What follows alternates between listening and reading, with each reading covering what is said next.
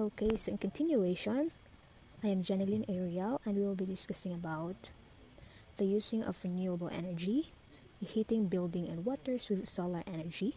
Cool buildings naturally concentrate sunlight to produce high temperature heat and electricity. Use solar cells to produce electricity from falling and flowing water. Use wind to produce electricity, convert plants and plant waste to liquid biofuels, produce energy by burning solid biomass, get energy by tapping the Earth's internal heat, hydrogen, and choosing energy paths. So these are the things that we are going to tackle. Okay, so why are we wasting so much energy and money? So according to the conservative estimates by the International Energy Agency and the Global Subsidies Initiative in 2011, there are three reasons why we waste so much energy and money. First, government around the world spent more than $620 billion on subsidies for the highly profitable fossil fuel industry compared to $88 billion on subsidies for renewable energy.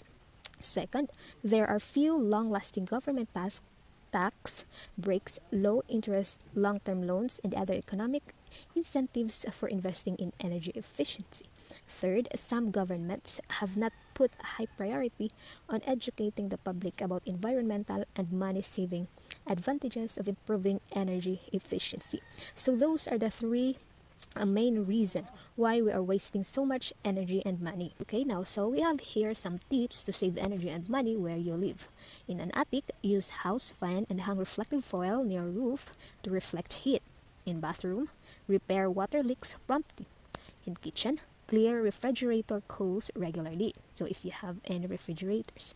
In outside our house, plant trees to block summer sun and let cool air in. In other rooms, we can use fans instead of air conditioning. Okay, so we can use renewable energy for many purposes. So by using a mix of renewable energy resources, we can satisfy our energy needs while reducing pollution, greenhouse gas emissions, and biodiversity losses. Okay, so there are three scientific principles of sustainability. First, rely on solar energy. Second, geothermal energy. Third, heat from the Earth's interior. Okay, so China is by far the world's largest user of coal and leads the world in climate changing carbon dioxide emissions. Also has the world's largest capacity for electricity from wind power and solar cells and plans to become the largest user and seller of wind turbines. So this country's goal is to greatly expand its production of electricity from renewable wind to help reduce its use of coal and outdoor air pollution.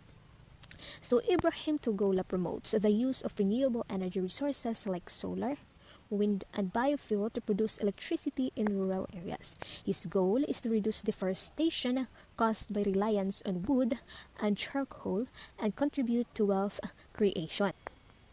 Okay, so there are four major reasons renewable energy provides only 8% of the world's energy. First, government tax breaks, subsidies, and funding for research and development of this energy have been much lower than those of fossil fuels and nuclear power.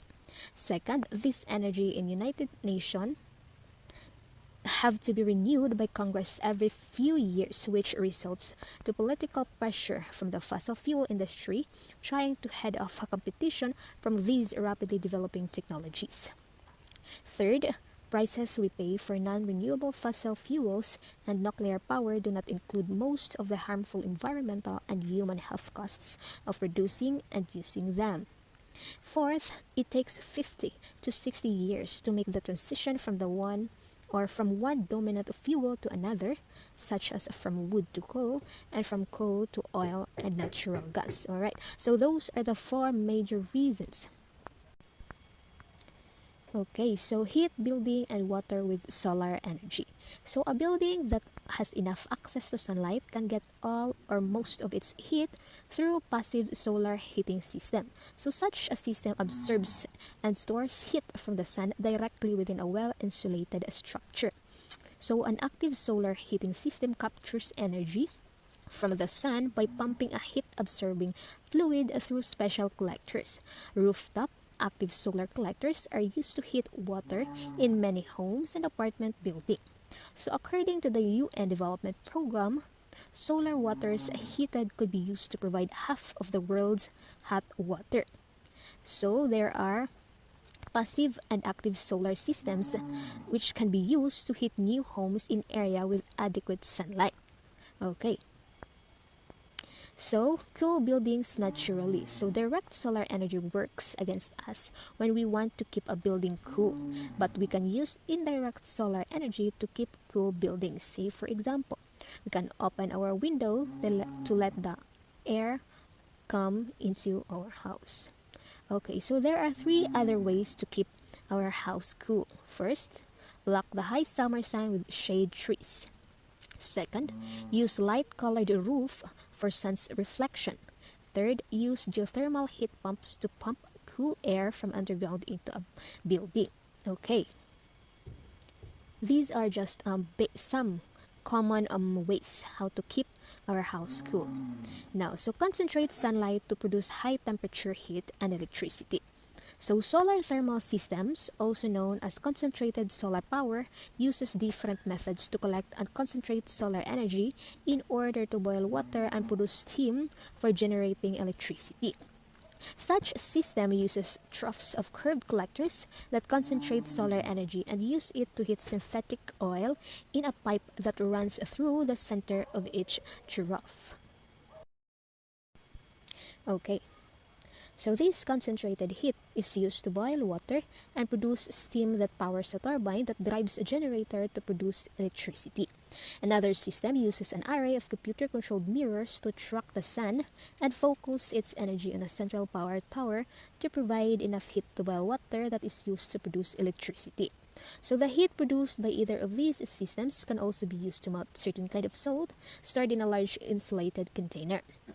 The heat stored in this molten salt system can then be released as needed to produce electricity at night or on cloudy day. So one problem with solar thermal systems is that their net energy yield is low, which means that they need large government subsidies or tax breaks in order to compete in the marketplace with alternatives that have higher net energy yields. Some sunny rural areas, people use inexpensive solar cookers to focus and concentrate sunlight for boiling and sterilizing water and for cooking food. So these can replace wood and charcoal fires, which help to reduce indoor air pollution. This also helps to reduce deforestation by reducing the need for firewood and charcoal. Okay, so now we have here solar thermal system advantages and disadvantages. So for advantages, it is high potential for growth, source of new job, lower costs with natural gas turbine backup. And for our disadvantages, it is low net energy yield and high costs, requires high water use, can disrupt desert ecosystems. Nevertheless, we can still use solar thermal systems. Okay, so use solar cells to produce electricity. We can convert solar energy directly into electrical energy using photovoltaic cells, or commonly called solar cells. These are thin wafers of purified silicon with trace amounts of metals that allow them to produce electricity. These have no moving parts and they operate safely and quietly with no emissions of pollutants or greenhouse gases. So a typical solar cell has a thickness ranging from less than of a human hair to that of a paper. Okay. So we can mount arrays of solar cells on rooftops and incorporate them into almost any type of roofing materials. Almost 1 of every 5 in the world do not have access to electricity that most of us take for granted. So as these small off-grid systems reach more rural villages, they will help hundreds of millions of people to lift themselves out of poverty. Okay, so through these solar cells. Okay, so solar cells emit no greenhouse gases. These typically convert only 20% of the incoming solar energy into electricity. So conventional solar cells also contain toxic materials that must be recovered when the cells wear out after 20 to 25 years of use, or when they are replaced with new system. So there is one problem with solar cells, and it is they have a low to medium net energy yield, depending on the design and the production process. Now let's have the solar cells advantages and disadvantages. As for our advantages, it is a medium net energy yield, competitive costs for newer cells, easy to install, move around, and expand as needed. For our disadvantages, it needs access to sun. Solar cell power can disrupt desert ecosystems, and some designs have low net energy yield. So Jim Loynes, former chief engineer for General Electric, contends that solar cells will be the world's #1 source of electricity by the end of this century. If that happens, it will represent a huge global application of the solar energy principles of sustainability that would sharply reduce air pollution and help to slow climate change. Okay, so that's according to Jim Loynes. Now let's continue. So produce electricity from falling and flowing water. So hydropower is any technology that uses the kinetic energy of flowing or falling water to produce electricity. It is an indirect form of solar energy because it depends on the evaluation of water, which is deposited as rain or snow at higher elevations. Most common approach to harnessing hydropower is to build a high dam across a large river to create a reservoir. Okay, so as you can see in the background, the sum of the water stored in the reservoir is allowed to flow through large pipes at a controlled rates to spin turbines that produce electricity. This is the leading renewable energy resource. So there are three world's top producers of hydropower, and these are China, Brazil, and United States. Large-scale hydropower advantages and disadvantages. For our advantages, it is low costs electricity, low emission of CO2 or carbon dioxide and other air pollutants, high net energy yield. For our disadvantages, it disrupts downstream aquatic ecosystems and large land disturbance and displacement of people. So the use of micro hydropower generators may become an increasingly important way to produce electricity. These are floating turbines and can be replaced in any stream or river without altering its course to provide electricity at a very low cost with a very low environmental impact. We can also produce electricity from flowing water by tapping into the energy from ocean tides and waves. Okay, so in 2014, China was building a pilot plant to evaluate the feasibility of producing electricity by using the difference in temperature between warm surface water and cold deep water. The United States experimented with this approach, called ocean thermal energy conversion, but abandoned it because of its high costs. Now, using wind to produce electricity is an important step towards sustainability. Since 1990, wind power has been the world's second fastest growing source of electricity after solar cells. Fewer than 10 years, China built the world's largest wind power capacity and plans to triple it in the year 2020. Even though offshore wind farms are more costly to install, analysts expect to see increasing use of them because they can harness stronger winds and thus reduce the cost of producing electricity. So the leaders in building offshore wind farms were Great Britain, Denmark, Belgium, Germany, China, Netherlands, Sweden, and Japan. Okay. So wind power advantages and disadvantages. So for advantages, high net energy yield, widely available, easy to build and expand. For our disadvantages, it can kill birds, low-level noise, bothers some people, and visual pollution for some people. So wind is abundant, widely distributed, and inexhaustible. Wind power is mostly carbon-free and pollution-free. Although wind farms can cover large area of lands, the turbines occupy only a small total area of land. A typical wind turbine can generate enough electricity to meet the needs of more than 1,000 homes.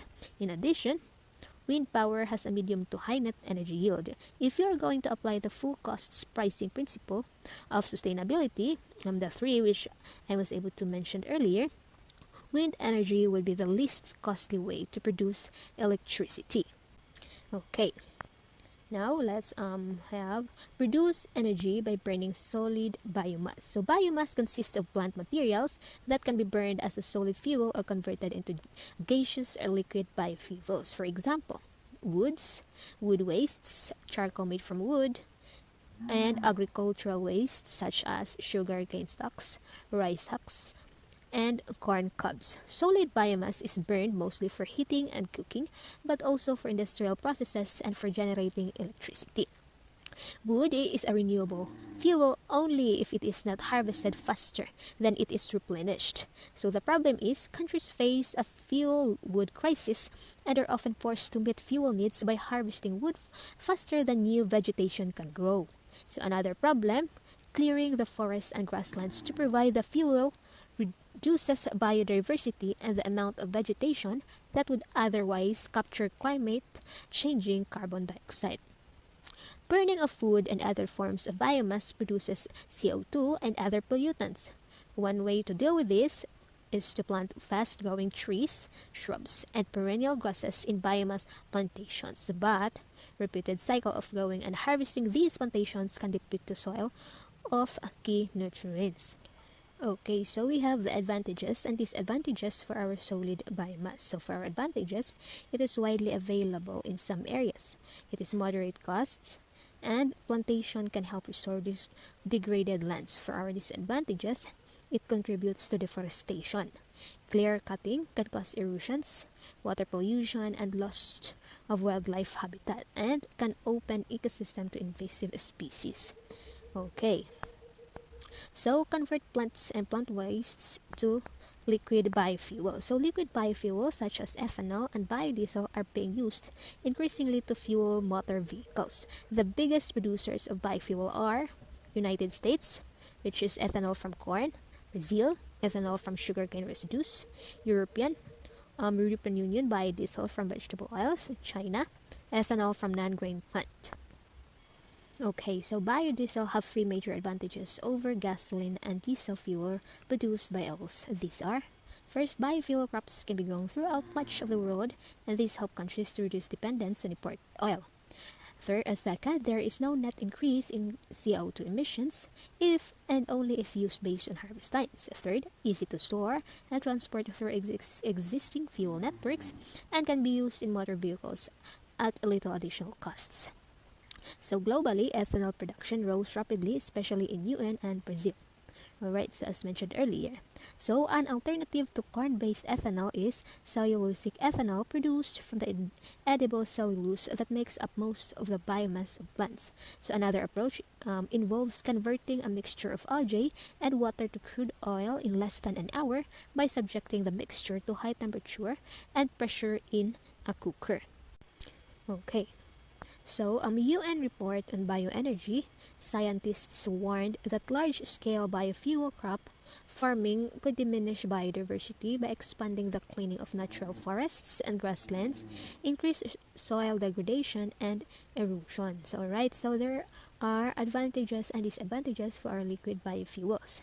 For advantages, it reduces CO2 emissions for some crops, a medium net energy yield for biodiesel from oil palms, and medium net energy yield for ethanol from sugarcane. For our disadvantages, fuel crops can be invasive for species, higher CO2 emission from corn ethanol, and fuel crops can compete with food crops for land and raise food prices. So the challenge here is to grow crops for food and biofuels by using more sustainable agriculture with less irrigation, land degradation, air and water pollution, greenhouse gas emissions, and degradation of biodiversity. So let's move on to get energy by tapping the Earth's internal heat. So, geothermal energy is a heat stored in soil, underground rocks, and fluids in the Earth's mantle. We can tap this stored energy to heat and cool buildings and to produce electricity. One way to capture geothermal energy is by using a first geothermal heat pump system. So, it can heat and cool a house by exploiting the temperature difference between the Earth's surface and underground at a depth of 3 to 6 meters, as you can see in the picture in your right. So according to the EPA, well-designed geothermal heat pump system is the most energy efficient, reliable, environmentally clean, and cost-effective way to heat and cool space. So we can also tap into deeper, concentrated hydrothermal reservoirs of geothermal energy. This is done by drilling wells into the reservoirs to extract their dry stream, which is low water content, for wet stream, high water content, or hot water, which are used to heat homes and buildings. So the United States is the world's largest producer of geothermal electricity from hydrothermal reservoirs. It meets the electricity needs of about 6 million Americans and supplies 6% of Californians' electricity. Another source of geothermal energy is, this is second one, hot dry rock found 5 or more kilometers underground almost everywhere. Water can be injected through wells drilled into this rock. Some of these water becomes steam that is brought to the surface and used to spin the turbines to generate electricity. So limitation factor of producing geothermal energy in UN is cost, which could be brought down by more research and improved technology. However, there is a concern that tapping this deep source geothermal energy could increase the frequency of earthquakes in the drilled area. So that's according to geothermal engineers. Okay, now, so will hydrogen save us? So some scientists say that the fuel of the future is hydrogen gas. Widespread use of hydrogen as a fuel for running motor vehicles, heating buildings, and producing electricity would eliminate most of the outdoor air pollution. It would also greatly reduce the threat of projected climate change. This also provides more energy per gram than does any other fuel. So there are three challenges in turning the vision of hydrogen as a major fuel into reality. These are: first, there is hardly any hydrogen gas in the Earth's atmosphere. Second, fuel cells are the best way to use H2O to produce electricity, but current versions of fuel cells are expensive. Last, we could use electricity from coal burning and nuclear power plants to decompose water in H2O and O2. But this approach does not avoid the harmful environmental effects. Alright, so those are the three challenges in tuning the vision of hydrogen. So for now, hydrogen's negative net energy yield is a serious limitation and means that this fuel will have to be subsidized in order for it to compete in the open marketplace with fuels that have medium to high net energy yields. Alright, so let's know the advantages and disadvantages for hydrogen. So for advantages, it can produce from plentiful water at some sites, good substitute for oil, high efficiency in fuel cells. Disadvantages: negative net energy yield, high costs create need for subsidies, and last, needs H2O storage and distribution system. Alright, so choosing energy paths. How can we make the transition to a more sustainable energy future? We can make the transition to a more sustainable energy future by greatly improving energy efficiency, using a mix of renewable energy resources, and including the environmental and health costs of energy resources in their market prices. So there are three general conclusions in choosing energy paths. First, during this century, there will likely to be gradual shifts from dependence on non-renewable fossil fuels to a mix of renewable energy from the sun, wind, flowing water, and the Earth's interior, which is geothermal energy. Second, a combination of improved energy efficiency and careful regulated use of natural gas will be the best way to make the transition to using mostly renewable energy resources during this century.